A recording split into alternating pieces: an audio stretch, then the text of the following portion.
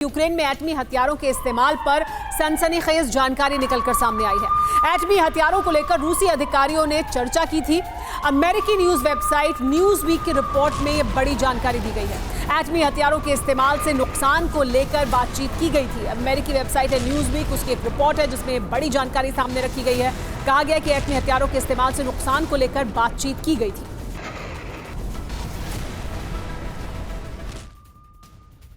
लेकिन आइए आपको ग्राफिक्स के जरिए समझाते हैं कि परमाणु हथियारों के इस्तेमाल को लेकर रूसी अधिकारियों के बीच क्या बात हुई और रूस के इस सबसे बड़े प्लान की जानकारी कैसे निकलकर सामने आई और ये क्यों अहमियत रखती है। तो खत्म हो जाता पूरा यूक्रेन, इस तरह की चर्चा कैसे की गई। रूस के एफएसबी एजेंट का रूसी पत्रकार व्लादिमीर ओसिचकिन को मेल सामने आया, यानी एक मेल उन्होंने किया। ये जो मेल ट्रेल है, इस मेल में क्या जिक्र किया गया है उससे सामने आती है तस्वीर कि रूस में क्या चर्चा हो रही थी। रूसी एफएसबी एजेंट ने 17 मार्च और 21 मार्च और 12 अप्रैल को मेल किया, यानी 17 मार्च, 21 मार्च और 12 अप्रैल को ये मेल किए गए।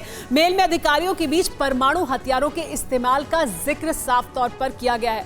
अधिकारियों ने एटमी हथियारों से होने वाली तबाही पर भी बातचीत की है कि अगर एटमी हथियारों का इस्तेमाल होता है तो क्या होगा, किस तरह के हालात बनेंगे। अधिकारियों ने माना अगर एटमी हथियारों का इस्तेमाल हुआ तो ये रूस की हार मानी जाएगी, यानी माना जाएगा कि आप जो अभी तक लड़ रहे थे युद्ध, उसमें आपको जीत हासिल नहीं हो रही थी, इसलिए आपने एटमी हथियारों का इस्तेमाल किया।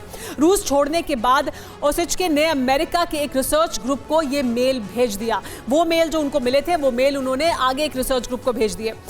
Wind of change research group ने न्यूज़वीक के साथ पूरी जानकारी इसके बाद साझा की। इस तरह से ये जानकारी निकलकर सामने आई कि कैसे इस बारे में चर्चा हो रही थी, बातचीत की जा रही थी कि एटमी हथियारों का इस्तेमाल करेंगे तो क्या होगा, किन स्थितियों में इसका इस्तेमाल किया जा सकता है।